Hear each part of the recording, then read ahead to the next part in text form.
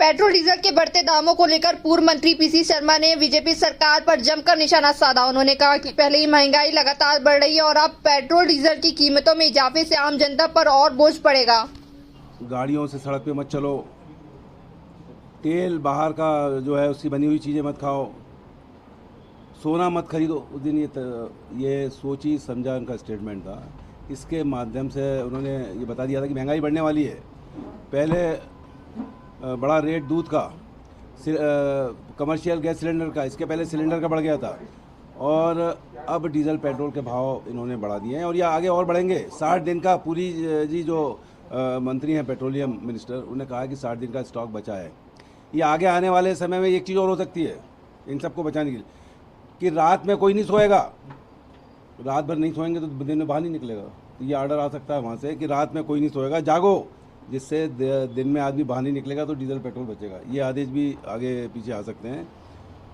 और ये जो आदेश दिए इन्होंने, उसको ये बताने के लिए ये नौटंकी, ये पुराने ज़माने में नौटंकी, एक गांव के अंदर नौटंकी के नाम से ड्रामा हुआ करता।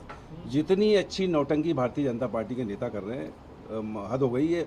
वो नौटंकियाँ बंद हो जाएंगी जो गांव में ड्रामा करने आते थे, नौटंकी करने, कि गाड़ी से जा रहे हैं ऑफिस पर पीछे से 50 गाड़ियाँ आ रही हैं, कि वो चाहे वो स्कूटर पे आए या चाहे बैटरी के ऑटो पे आए, 150 गाड़ी साथ चल रही है। उसकी वो गाड़ी जो मिल रही है आयोग से या किसी भी कॉरपोरेशन से, वो पैरेलल चल रही है, लेकिन जाएंगे साहब। ये नौटंकी मैं समझता हूँ बहुत हो गई, जनता पूरी तरह समझ रही है। ये प्रधानमंत्री से लेके मुख्यमंत्री से लेके नीचे तक का इनका कार्यकर्ता नौटंकी कर रहा है। दूसरा सर, जिस तरीके से सज्जन सिंह और ये महंगाई दर 8.3 थोक, ये 8.3% जो बढ़ गई है, मतलब जिसको कहते हैं कि महंगाई का बम विस्फोट हो गया। 8.3%, ये मार्च में 3.3 थी और इसकी अभी बढ़ने की और चांसेस हैं। और ये जो खुदरा, मतलब जो चिल्लर वाली वो है आम, उसकी वो और बड़ी है, वो उसकी महंगाई और ज़्यादा है।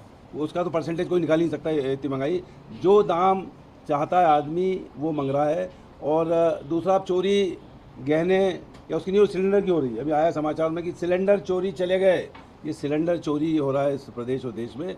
ये हालत मैं समझता हूँ पुराना ज़माना वो चूल्हे का और पुराना ज़माना जो घर में लालटेन जलता था वो आने वाला है। सर, जिस तरीके से हमने देखा जो वाहन रैलियों का जखीरा अभी था, एक जिलाध्यक्ष को तो राज कर गए, लेकिन उसी के बड़े पदाधिकारी ने सिर्फ नोटिस दिया है। और उसके अलावा भी सिंगरौली में, जिन पे कुछ भी नहीं हुआ। में सिंगरौली प्राधिकरण वालों की भी बड़ी रैली निकली, वहाँ कुछ नहीं हुआ। छतरपुर में महिला आयोग के अध्यक्ष, वहाँ कुछ नहीं हुआ। ये केवल ये देखा कि कमज़ोर है या जो कांग्रेस से गए ऐसे नेताओं को समर्थक हैं, उनको उन्होंने नोटिस दे दिया, सस्पेंड कर दिया। भोपाल में भी एक को नोटिस दे दिया था नेता को, जो सिंधिया जी के साथ गया था, उसको भी नोटिस दे दिया।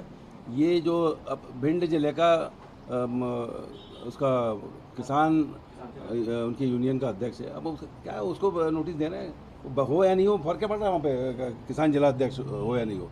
लेकिन सीधा सीधा वो है कि कौवा मार के टांग दिया है और लोगों को बता रहे हैं कि ये कार्रवाई होगी। अगर कार्रवाई करना है तो जितने लोग आए इसमें उनको नोटिस मत दो। काय का नोटिस भाई, 500 गाड़ी से आ गया प्रधानमंत्री इनका, उसके बाद आए, ये सबको हटाना चाहिए, बस सबको हटाना चाहिए। जब भी कोई हादसा होता है जांच आयोग बना दिया है, लेकिन जांच आयोग की सिफारिशें ना तो विधानसभा में आती है ना ही किसी तरीके से सामने निकल के आती है। हरदा में जो विस्फोट हुआ, हरदा में जो विस्फोट हुआ था, वो आज तक लोगों को मुआवजा नहीं मिला है, न्याय नहीं मिला है, उसकी रिपोर्ट नहीं आई है।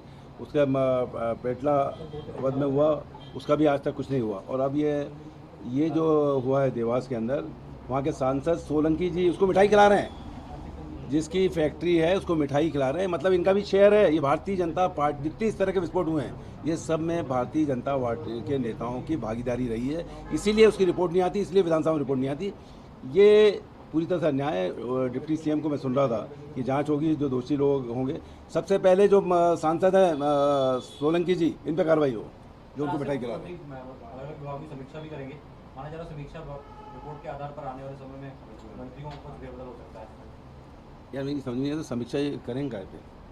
5 लाख करोड़ से ज़्यादा का कर्जा है, पैसा कहीं है नहीं, केवल मीटिंग इधर से उधर मीटिंग करना, ये करना ये। और दूसरा ये है कि मुख्यमंत्री का ये पर्व्यू होता है कि किसको रखें किसको नहीं, वो छूट उनको मिल नहीं रही है, वो सब दिल्ली से हो रहा है। मुख्यमंत्री जब तक मंत्रिमंडल में अपने हिसाब से मंत्री और रखे, उनको अपने हिसाब से विभाग दे, तब तक कभी भी कोई सरकार सुचारू रूप से नहीं चलती। हमने कमलनाथ जी का देखा, देवेंद्र सिंह जी की सरकारें देखी है, मोतीलाल बोल अपने हिसाब से मुख्यमंत्री फेरबदल करते थे, किसको लेना है किसको लेना है।